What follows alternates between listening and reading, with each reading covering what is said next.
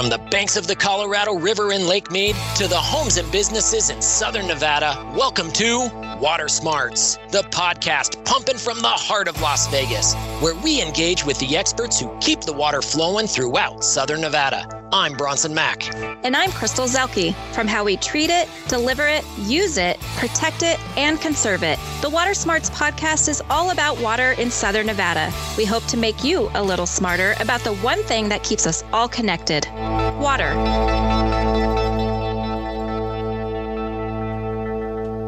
Hey, Crystal, how are you today? I'm doing okay. Happy that fall is upon us and the weather is cooling. We can scale back on our water use now. It's good. How are you? I am doing well, and I agree with you. I love the fall. I love the spring too, but I love the fall. I think obviously the drop in temperature is great, but I am just somebody who likes that Halloween, going into Thanksgiving time frame, probably one of my favorite times of the year. I was fortunate enough to be over at the Springs Preserve recently. We had a crew come in from a national news outlet, and they had been trying to get some video footage, some B-roll footage of a desert tortoise for a story that they were working on, unrelated to us here in Southern Nevada. And they had been trying for about a week. They were out there in the desert. They were romping around. They were trying to find some desert tortoise. So they ended up reaching out to us knowing that we had a tortoise habitat over at the Springs Preserve. Our zoologist there was kind enough to make some arrangements so that we could have a tortoise available. And the crew came out, and I tell you what, they put the camera on this tortoise, and this little guy just started performing. He was crawling right on up to the camera, poking his nose at the camera, like picking up his, I think it's called a leg. It's not a paw for a tortoise, but like picking his leg up and like just putting on a show. And it was awesome. Have you seen the desert tortoise out there at the Springs? I've actually never spotted one. However, I've seen our footage of one. We've gotten some great video of those little guys and Mojave Max, especially if everyone's familiar with Mojave Max. He's part of the Clark County program that helps protect these endangered species. Mojave Max and some of the other tortoises are in a 15-acre habitat at the Springs Preserve. But I've never seen those guys up close, not there at the preserve. All right. Well, it's time to take the kids over there because the desert tortoise are really amazing. Pretty awesome to think that those little guys and gals are endangered here in Southern Nevada and part of the Desert Conservation Program. Today, we are going to be talking to Marcy Henson, Director of Environment and Sustainability for Clark County. Marcy oversees the county's work, not just with the desert tortoise, but also to create a sustainable community that improves all of our quality of life, also helps to support economic security and protects this environment. And actually, in Marcy's early years, she did a little time over there at the Springs Preserve before it opened up to the public. So we are excited to talk to Marcy today about Clark County's sustainability initiatives. Marcy Henson, welcome to the Water Smarts podcast.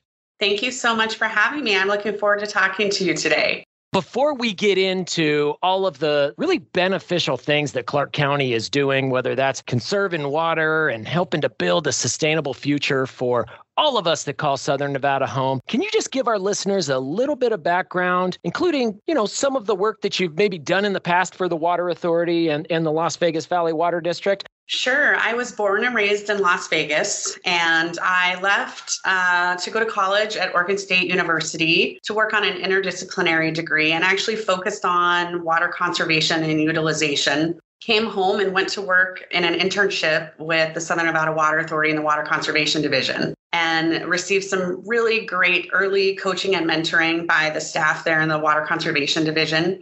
I left the internship and did a brief stint consulting at Lockheed Martin. Public service and natural resources, I discovered, is really sort of in my bones. And as soon as there was an opportunity to go back to the water district, I did, going back and working in water conservation. And I was primarily responsible for implementing water conservation programs that had been developed in order to reduce water use here in Southern Nevada and achieve some pretty aggressive water conservation goals. So I did some work on the irrigation clock rebate program. I did a very glamorous toilet flapper retrofit program as well. Then, as you mentioned, I had an opportunity to work on some early planning and project design for the Las Vegas Springs Preserve project.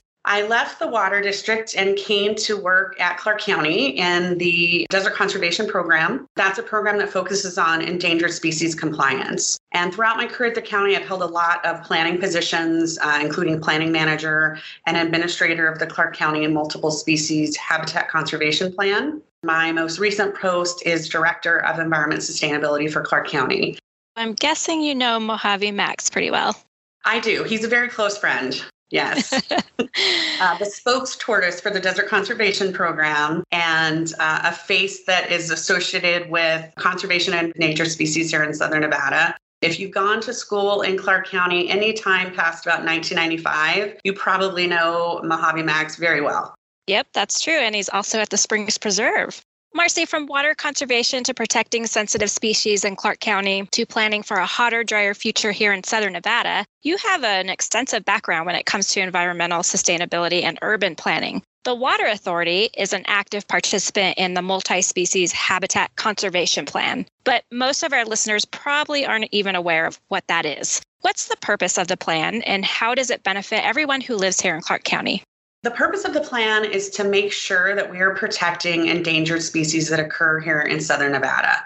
That's the primary purpose. It is a plan that is required as part of compliance with the Federal Endangered Species Act. And we really got underway at Clark County preparing a multiple species habitat conservation plan in the early 1990s when the desert tortoise had been listed. That plan identifies a host of actions that a number of partners, such as Southern Nevada Water Authority, are going to implement to make sure that we minimize impacts from development here in Southern Nevada to species like the tortoise that are rare and endangered, or species that could become endangered. So it lays out a number of actions to conserve species like desert tortoise. For instance, desert tortoise fencing along well-traveled highways, so all the way along a southern portion of I-15 between here and the California border. If you look really close, you can see desert tortoise fencing on about the bottom foot of the fencing that's out there to make sure that we're not having tortoises killed on the roads here in Southern Nevada. We also do things like habitat restoration of rare plant habitat. There are actually some rare plants at the Springs Preserve, like the Las Vegas bear poppy.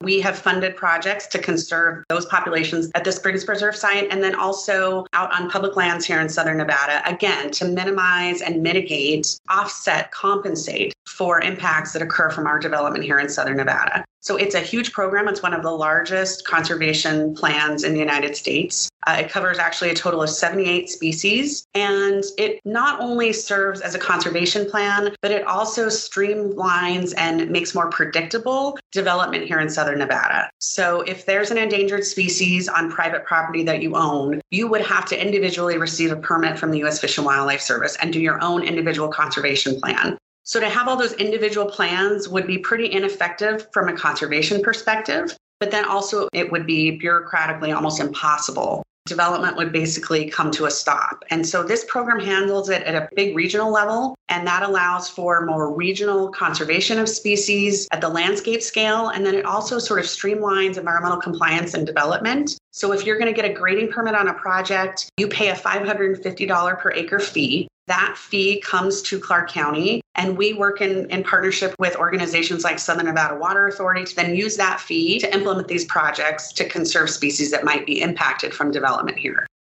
Just sort of in a nutshell then, Marcy, these conservation plans really help to balance our urban areas where we work, where we live, where we play, with those native undeveloped areas so that endangered wildlife and endangered species, and even more importantly, the habitat for these species is not impacted. They don't get into any trouble. We don't end up having more species under the threatened or endangered classifications. Is that about right? Yes, that's correct. I know that you're aware that just recently the federal government declared a water shortage due to low water levels in Lake Mead. This is something that our community has been preparing for about 20 years as we have watched Lake Mead's water levels decline due to ongoing drought and the effects of climate change. So beginning next year, Southern Nevada will need to rely on 7 billion gallons less water than we do currently. Now, fortunately, water conservation has been instrumental in helping us get to a point where we can manage those shortage conditions. Today, we're using 23% less Colorado River water than we did almost 2 decades ago, yet our community has grown by nearly 800,000 people. So we're supplying more people with less water today, and that's all because of conservation. Marcy, can you tell us how is Clark County addressing some of the long-term impacts of drought and climate change for our community and those of us that call this place home?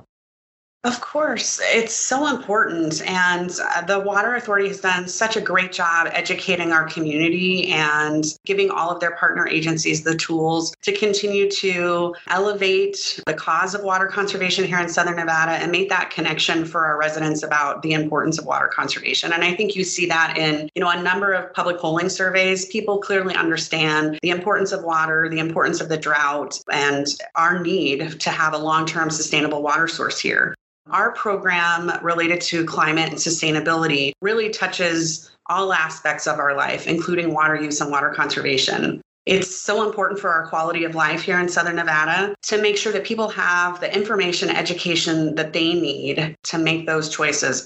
We are focused on reducing greenhouse gas emissions that contributes to climate change. Now, that's a principal item that we're focused on here in Southern Nevada, and that's going to begin with educating our community, not unlike the Water Authority has done, about water and drought and the importance of their actions on water utilization. Greenhouse gases are those pollutants that essentially create almost a heavy blanket within our atmosphere and trap heat in our atmosphere. And it results in an increased average of our global temperatures. And that can have huge implications for our quality of life and on resources like water. And so the first thing we need to do is focus on reducing our contribution to greenhouse gas emissions. Here in Southern Nevada, we've been working on an inventory of greenhouse gases in partnership with the Southern Nevada Regional Planning Coalition. And that includes partners such as the Southern Nevada Water Authority, but then also all of the municipalities and Regional Transportation Commission on understanding the source of greenhouse gas emissions here in Southern Nevada so that we can target our actions to have the most impact. What we're learning so far, it's not a big surprise, is building energy use. So the energy that we use in buildings, and then also greenhouse gas emissions from vehicles. All of the internal combustion vehicles, they create greenhouse gas emissions. So those are two areas that we're going to really be focused on.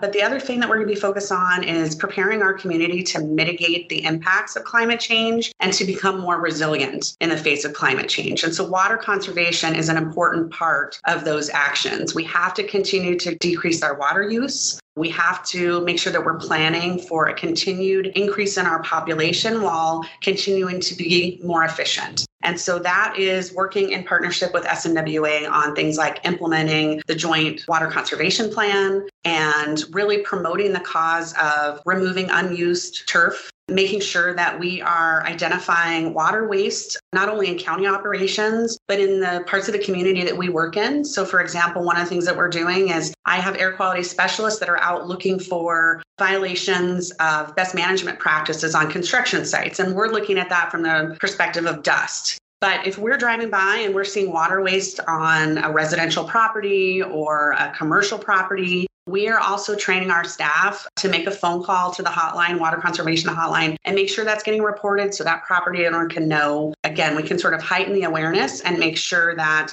we're doing everything we can to catch those instances of water waste and bring down wasteful uses of our water. Those are some of the things that we're doing to deal with drought and to decrease the amount of water that we're using here in Southern Nevada.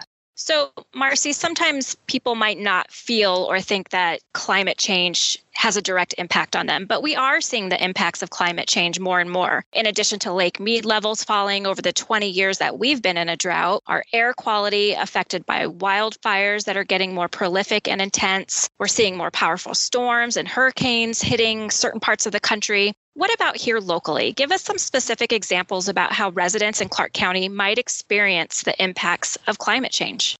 Sure. Well, we are already experiencing the impacts from climate change. And The last couple summers have been great evidence of that. And we are seeing higher temperatures earlier in the summer. So for instance, we had an extreme heat warning in early June this summer. That's exceedingly rare.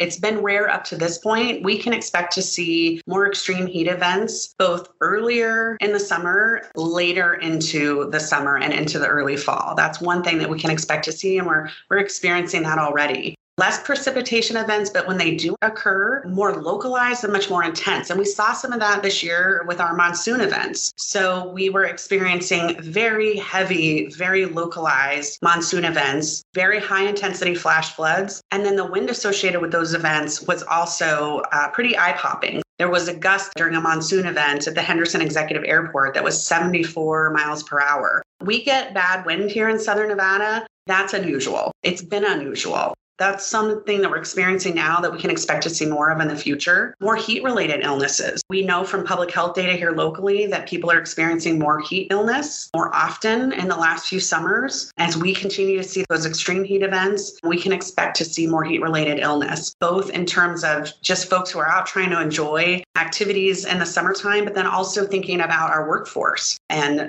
folks that are working out in this sort of extreme heat and the kinds of physical and health conditions that they might experience. Our unhoused population really, really struggling on a typical Vegas day, let alone when they're experiencing more intense heat. So we can also start to see increases in wildfires, both here locally, and then also what we've been seeing the last few summers, which is our air quality being reduced because of smoke that are coming from other regional fires that we're experiencing, and having some of our poorest air quality days because it's being influenced by these wildfire events coming elsewhere. And then those wildfire events are also having impacts on the reliability of our electricity grid. So we've had the confluence of some events the last couple summers where we've had wildfire events that are occurring in Northern California, Oregon, Washington. That is impacting power distribution, electricity distribution, that is then putting pressure on our grid. And when you couple that with this extreme heat, it's a recipe for a potential disaster if we don't start preparing for it and building our resiliency and fortifying our infrastructure here in Southern Nevada.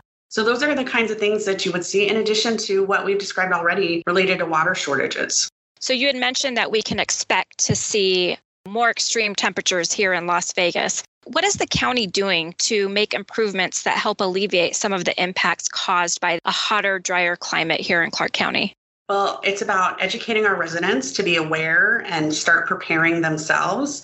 And then it's all about increasing the resiliency of our community. And that is in terms of our public health response, our infrastructure, our energy grid, flood control. All of those systems that support our community need to be evaluated and then prioritized for hardening, if you will, for improving and strengthening their ability to withstand the impacts of climate and protect Southern Nevada. And so one of the things we're doing right now is a climate vulnerability assessment. And that is where we are gathering staff from municipal agents, staff from the water authorities participating, regional flood control, water reclamation district, the Clark County School District. And we are taking a look at all of those systems for which we're responsible and trying to identify where are our most important vulnerabilities and how do we prioritize that and what are the actions that we need to do to strengthen those facilities. So for instance, the school district, we have seen that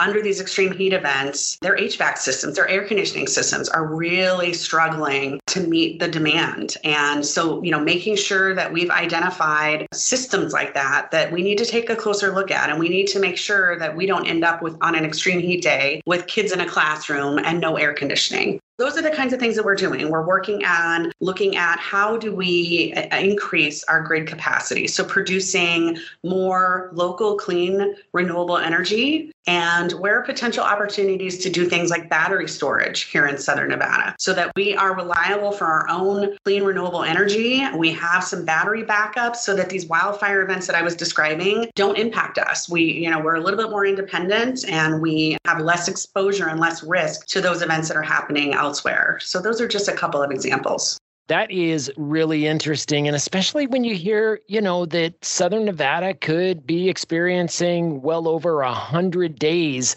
of temperatures above 100 degrees as we move forward into the future, as we continue to experience this warmer and drier climate. Marcy, let's just shift gears a little bit here and talk a little bit about the heat island effect. Obviously, we live in the Mojave Desert. It is hot. It's only going to get hotter. We know that UNLV had a research project that was out a little while ago and kind of did some evaluation of various areas of the valley that show urban heat island impacts. Can you just talk a little bit about what the heat island effect is and what are some of the things that the county is planning to do? Obviously, shade is the buzzword there, but can you just help our listeners understand that a bit? Well, the urban heat island effect is a phenomenon where in the built environment, ambient air temperatures are higher because all of those hardscapes are absorbing the energy and the heat from the sun. And so, if you were to stand in downtown Las Vegas in the middle, of a warm July day, it might be 110 there. If you were able to transport yourself, out into Valley's Fire State Park, it might be, more like 106, 105 degrees because you're not in that built environment and you don't have all of these hardscapes absorbing that energy and holding onto that heat. And that's a big part of the urban heat island effect as well, is it also holds onto the heat even in the nighttime when the sun goes down. That temperature, that heat is held onto. And so you'll see warmer temperatures in these urban built environments if you don't do it right. So one of the things that we've been doing is looking at where are the vulnerable, most heat impacted parts of our community. And so we're taking a look at some data that's identified historically underserved communities here in Southern Nevada, low income households, high minority populations, and overlaying that with some of the heat intensity work that UNLV's done. And we're looking at that in the context of what kind of facilities does Clark County have in these neighborhoods? And how are those facilities either contributing to the urban heat island effect or can serve to mitigate the urban heat island effect? So that can include making sure that we have an equal distribution of cooling stations that are primarily serving these high priority areas that are experiencing disproportionate amount of urban heat, and that they're accessible and that they are widely distributed throughout Southern Nevada, and that these populations that need to access them have somewhere to go on a hot day where they might not have a very well operating air conditioning system. It might be too expensive to operate the air conditioning. I myself have said it won't be my mortgage that pushes me out of the house. It's going to be my energy bill.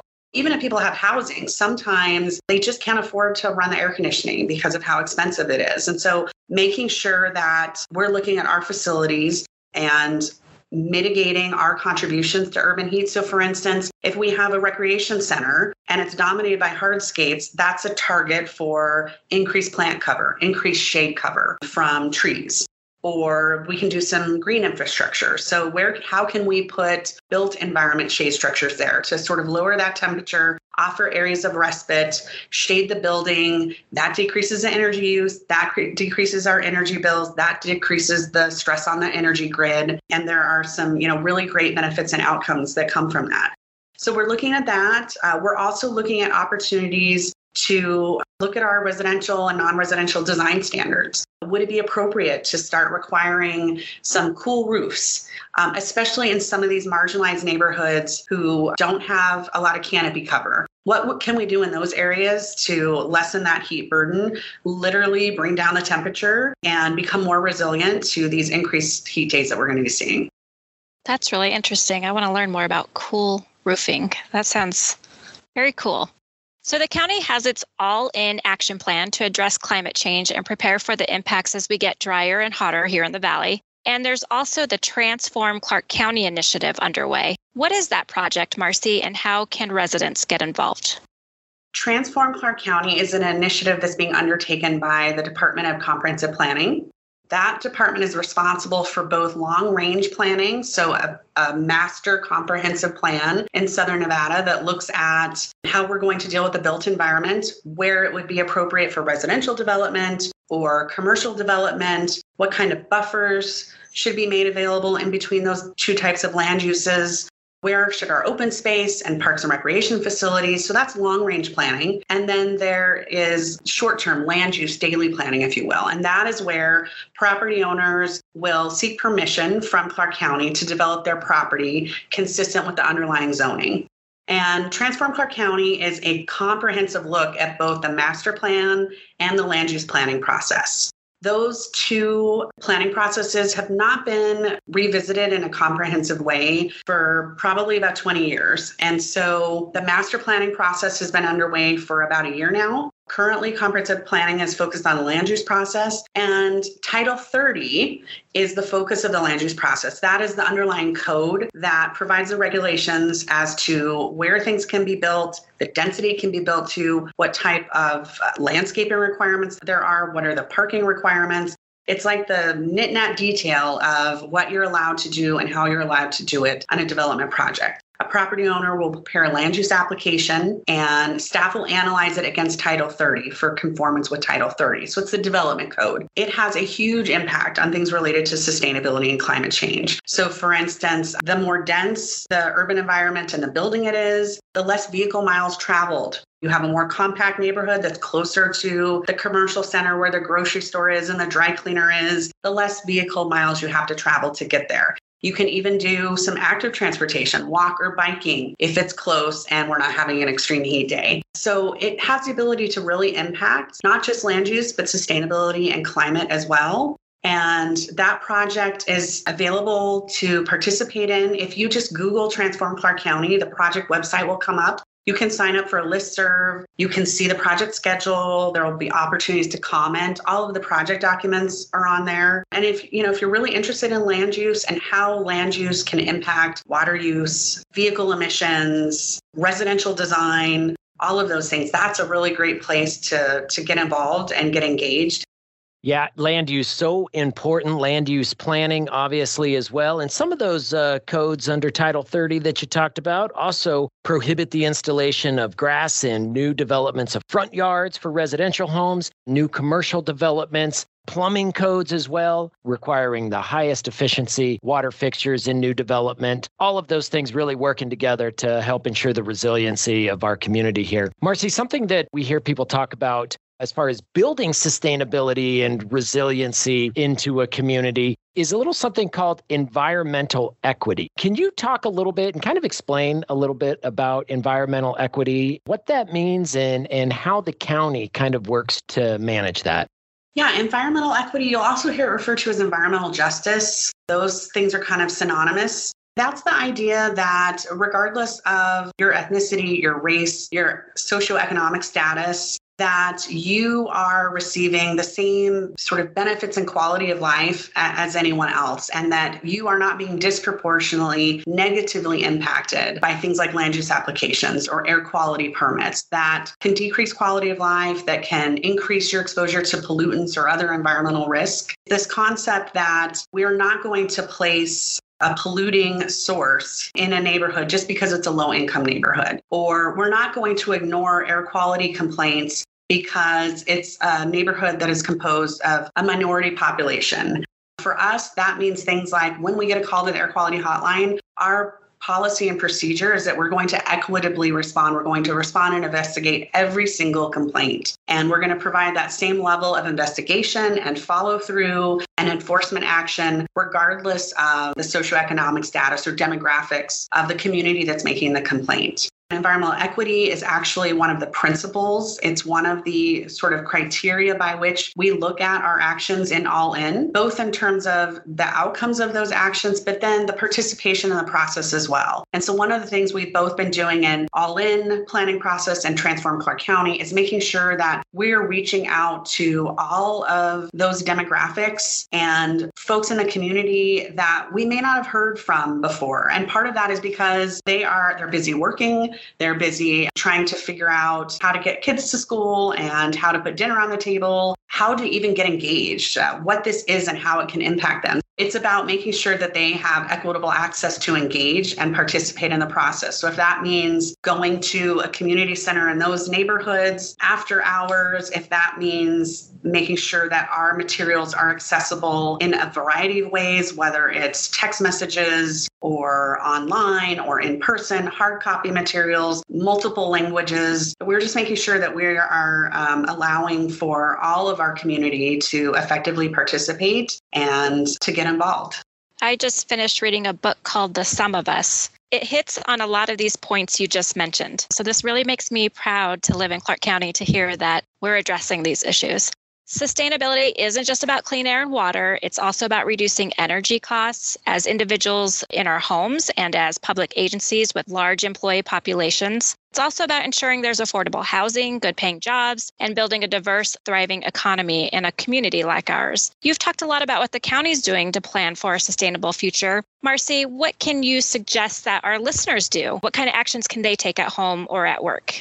Given that our greenhouse gas emissions here locally are driven by building energy use and vehicle emissions, if you want to make an impact, those are two areas where it's really easy to do that either at home or at work. So look for opportunities to reduce your energy use, turn off the lights, turn off the equipment that you're not using in your home. Do the same thing at work. If you can do things to increase the energy efficiency of your home, do that as well. So look for opportunities to weatherize. If you have the means to do things like increase the energy efficiency of your windows and other built materials, that would make a huge impact. In terms of vehicle emissions, look for ways to combine your trips. If you need to take your personal vehicle, look for opportunities to take public transit. We are really working on making public transit more convenient and more accessible here in Southern Nevada. And if you haven't tried it recently, I would really encourage you to take a trip. Take a trip on RTC bus, and I think you'll find it much more accessible and convenient than you might have, if you haven't taken a look at that in a while. We recently partnered with the RTC on a Raiders Express, and we have a Golden Knights Express. And so, if you're thinking about making your way to a game, look for opportunities to take public transit. Those are both two areas where if you can put actions in play to reduce energy use and to reduce vehicle emissions, those will make a big impact on our emissions here in Southern Nevada. It'll reduce greenhouse gas emissions and help mitigate our contribution to global warming. Great tips, Marcy. And thank you so much for sharing what you and your team are doing at Clark County to help protect our community and ensure that we have a healthy future. Marcy Henson, the Director of Environment and Sustainability for Clark County, thank you for joining us today on the Water Smarts Podcast. Thank you both. I really appreciate it. The Water Smarts Podcast is brought to you by the Southern Nevada Water Authority, which reminds you to follow the mandatory seasonal watering restrictions. You can find your assigned watering days on snwa.com. You also can find landscape tips and rebate coupons to help you save water and money. To make it easier to change your irrigation clock each season, install a smart irrigation controller. Smart controllers can be controlled from the app on your smartphone, allowing you to make changes to your sprinkler clock from the comfort of your house, even from your couch. Smart controllers also automatically shut off your landscape irrigation when it rains. We could save millions of gallons of water in just one day if everyone in the valley shut off their irrigation on rainy days. So go to snwa.com to get a rebate coupon for up to $100 off the purchase price of a smart irrigation controller. I got one of those smart irrigation controllers, Crystal. It's called the Beehive. Pretty easy to operate. I absolutely love it. Yep. In fact, if I wanted to right now, I could turn on or off my irrigation system, even though I'm nowhere near my house. Full control all through the app on my phone. What do you think about that? Awesome. I need one. Well, let's get you one. Visit snwa.com, download your rebate coupon, pay a visit to any one of the number of retailers out there. Get your smart irrigation controller today. Wow, great hearing from Marcy. Obviously, the county doing a lot of really good stuff to help advance the sustainability of Southern Nevada. One thing she didn't really get into, she mentioned it, is the fact that the county, who has a really large fleet of vehicles, they are using a lot of alternative fuel vehicles. They're using electric vehicles. Pretty much anything but fossil fuels, which I think is really impressive and necessary. Well, yeah. I don't know exactly where you live, Bronson, but for me up here in Summerlin, when I drive down into the valley, you always see that air And it's a reminder of what, driving around town and all the pollutants from our vehicles are doing to the air quality. But, at the water district, we also have a really green fleet. And it's important that everybody, these agencies that have fleets that are as large as ours are all kind of doing their part. Well, from air quality to environmental justice to land use planning, all of those things the Clark County has been involved in, and really appreciate Marcy coming on and helping us understand how they're helping improve quality of life here in Southern Nevada. Well, that's it for us on this episode of the Water Smarts Podcast. We hope you subscribe and listen next time. You can send us a question if you have them. Reach out to us at watersmarts@snwa.com. We'll make sure to get back to you with an answer, and we might even read your question on the air. We hope you join us next time. We'll see you here on Water Smarts.